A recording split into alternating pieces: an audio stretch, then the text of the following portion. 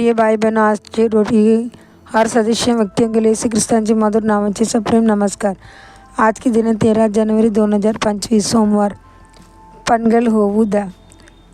सैन्याची परमेश्वराची द्राक्षमाला म्हणजे इस्रायलची घराणे आहे आणि यहूदाची लोक त्यांचे प्रिय झाड आहे। येसाया 5 अध्याय 7 वचन।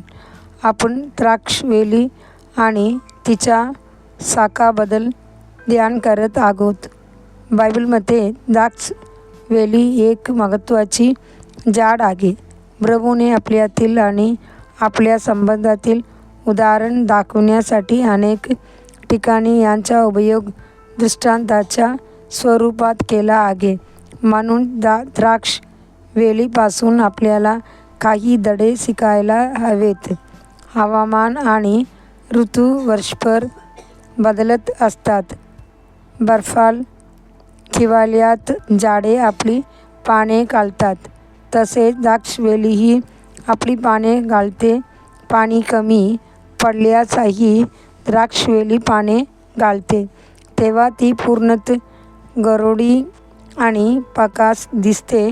बघायला सुंदर दृश्य वाटत नाही। द्राक्षवेली जो आदेश देते तो तिच्या शाखा पाळतात। आपल्यालाही आपल्या आत्मिक जीवनात प्रभू जो काही सोडून देण्यास सांगतो तो निसंकोच सोडून व्हायला हवे।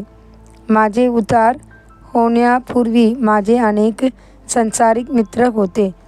बायबल गोष्टी बोलण्यासाठी अनेक मित्र होते, पण उतार झाल्यानंतर प्रभूने त्या सगळ्या मित्रांची त्याग करून घेतला आणि त्याने मला दुःखी किंवा अस्वस्थ केले नाही। उलट प्रभूसाठी अधिक बलिदान आणण्यासाठी ते फायदेशीर ठरले। जेव्हा प्रभूने अब्राहमला बोलावले तेव्हा अब्राहमला झाडाने पाने घालल्याप्रमाणे आपला देश, आपले लोक आणि आपल्या वडिलांचे घर सोडावे लागले आणि कालांतराने त्याला लोट व त्यांचे कुटुंब सोडावे लागले। काही वर्षांनंतर अब्राहमला हागार आणि इस्रायलला दूर पाठवावे लागले आणि काही वर्षांनंतर त्याने आपला मुलगा इसहाकला वेदीवर बलिदानासाठी ठेवले। या प्रत्येक त्यागाने अब्राहमला आत्मिक अनुभवात अधिक खोलवर नेले।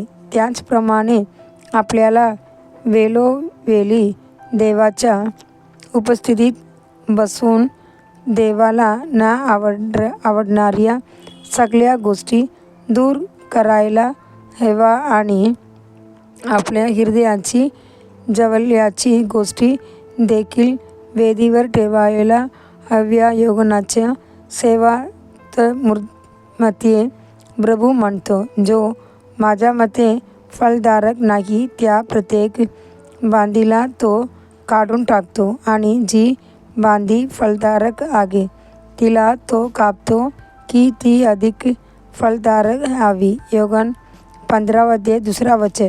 पाने घालून आणि नको असलेल्या शाखा कापून टाकल्यावर फलदायक शाखा अधिक फल देते। म्हणून शाखाने झाडाचे किंवा द्राक्षवेलीचे ऐकलेच पाहिजे। देवाची मुले, तुम्हाला आत्मिक जीवनात फलधान्य मिळवायचे असेल तर जगाचे स्वभावाला दूर करणे आवश्यक आहे। तुम्हाला ख्रिस्ताची स्वभावावर पूर्णपणे अवलंबून राहावे लागेल। अधिक ज्ञानासाठी वचन। अंजिराचे झाड त्यांची हिरवी अंजीर देत आहे आणि द्राक्षवेल लसुलीशीत द्राक्षांना गोड सुगंध देते। उठा माझा प्रिय, माझा सुंदर व्यक्ती आणि ये श्रेष्ठ गीत 2 अध्याय 13 वचन। आजच्या बायबल वाचन सकाळी उत्पत्ती 31 अध्याय 32 अध्याय, संध्याकाळी मॅथ्यू 9 अध्याय 18 ते 38 वचन। धन्यवाद।